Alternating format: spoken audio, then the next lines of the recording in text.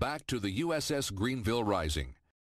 I'm Josh Smith in Honolulu, Hawaii. This is Pearl Harbor behind me. For many years, through the 1990s and the early part of the new millennium, the USS Greeneville was in the local headlines a lot. The community connection was visible. In recent years, though, at least the public part of that faded a bit. And that's why about 3 years ago, I contacted the United States Navy and asked for permission to follow up on this ship with such deep local ties. To answer the questions, where is it now? What's the ship doing? How are the people who are on it playing a role in the United States Navy and the defense of our country?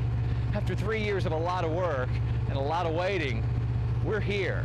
And the U.S. Navy has granted us rare access to go on board that boat.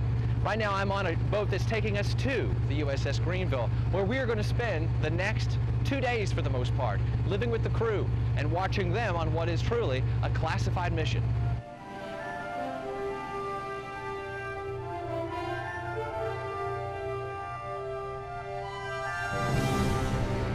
This was our first glimpse of the USS Greeneville, waiting to meet us at the entrance to Pearl Harbor. A very brief stop for the sub near its home port during an 80-day training mission at sea. For the next 2 days, we would be guests on the submarine, observers to receive no special treatment, only access to watch, listen, and learn.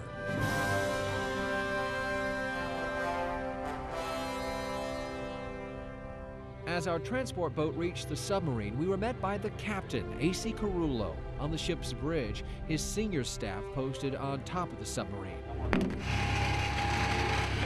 A few steps across a narrow walkway, and we were in the submarine with 140 highly trained, highly specialized crew members who, when we arrived, fish wedges for lunch along with sloppy joes, were ready for lunch. Feeding that many people in the sub's tiny kitchen is just one of the remarkable feats of the USS Greeneville that really are daily tasks.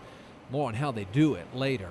After a brief orientation, we were ready to get to work, but Captain Carullo had a different plan. That's 31, so you get 2 points for landing on 31. A quick after-lunch game, the favorite among officers on the USS Greeneville. Let's send that one. Cribbage, on a custom game board used by every man to captain this submarine. Can't go above 31. Defeat for me, and what we'd soon realize was a rare moment of relaxation on this submarine, a sub that never sleeps, a ship built for war. 362 feet long, 6,900 tons, able to carry 140 men at depths of more than 800 feet, at speeds of more than 25 knots. With its own air and water purification systems, its own nuclear reactor, able to submerge indefinitely, only forced to resurface for food. Weapons equipped with torpedoes and missiles for underwater and ground attacks. Systems classified, recently updated with the Navy's most modern technology. Some of this submarine was off limits for us, guests with cameras too risky that information about the technology could get in the wrong hands. The captain of the submarine did allow us to visit here, though. Dive! Dive! The control room of the USS Greeneville. No, this is the brain of the submarine. 24 hours a day, this room is always buzzing with personnel. We're constantly making decisions, whether it's 0200 in the morning or 2000 at night. We're constantly doing things and making stuff happen throughout the boat and executing decisions. Within a few hours, the USS Greeneville crew was busy in the waters around Hawaii. Exactly what they were doing, how they were training, or where we would be going, all classified. If this is the brain of the sub, behind this door is the heart, the nuclear reactor for the USS Greeneville, also off limits for security and safety reasons. This monster? Well, this is the backup generator, just in case the reactor has to be powered down.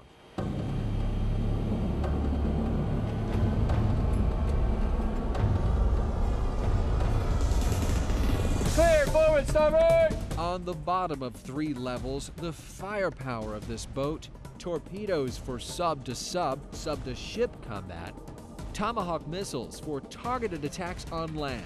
Depending on what you're doing, where you're going, how many you might carry. We might carry more Tomahawks, less torpedoes, more torpedoes, less Tomahawks. Depends on the missionary.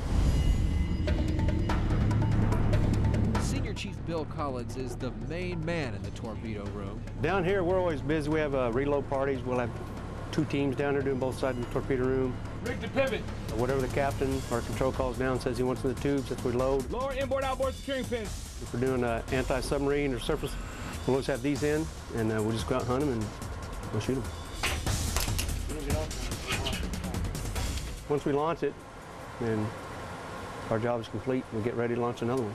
While the torpedo room on the USS Greeneville is all about the torpedoes, it's also multi-use space. For instance, this is the popular workout area where they can do sit-ups, push-ups, things like that. Storage all around, even food. And while it's all about the weapons here, underneath is where submariners sleep.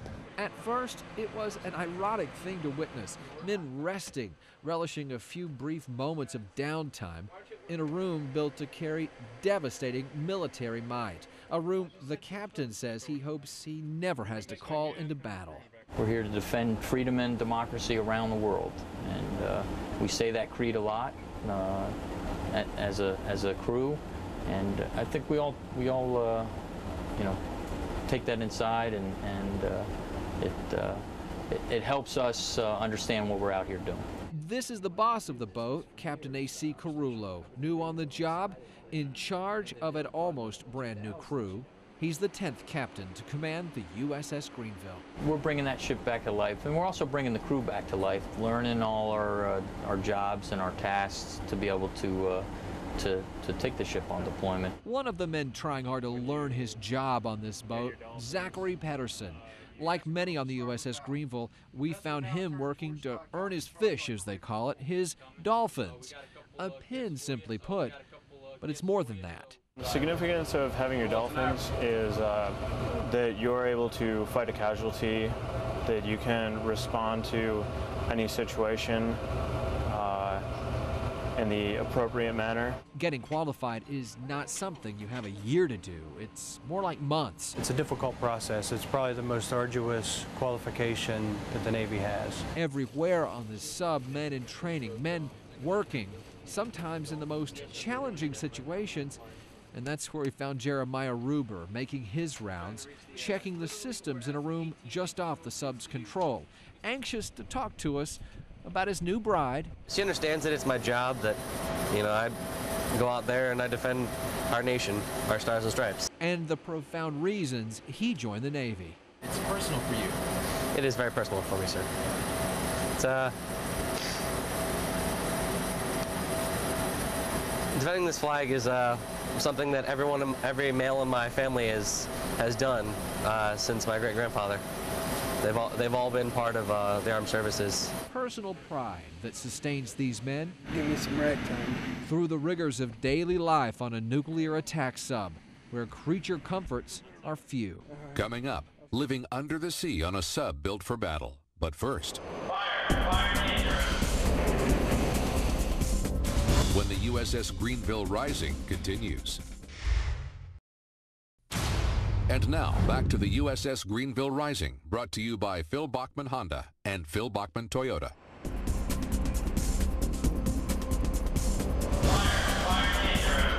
This is something you hope to never see on board a submarine.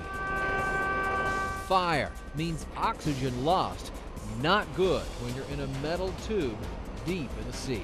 Fires don't happen very often, but when they do happen, you'll see the crew will spring into action in a very quickly and make sure it gets put out. Chief Petty Officer Jeremy Wright of Knoxville, Tennessee, oversees the submariners' training here at the Naval Training Center on Ford Island in Pearl Harbor. We like to see agent on the fire in like 15 seconds. We want to see personnel dressed up in firefighting gear in a minute. Dealing with the fire is just part of the training that happens here on Ford Island. They also have to deal in this building with the realities of an emergency underwater. Here, the simulation is another submariner's nightmare.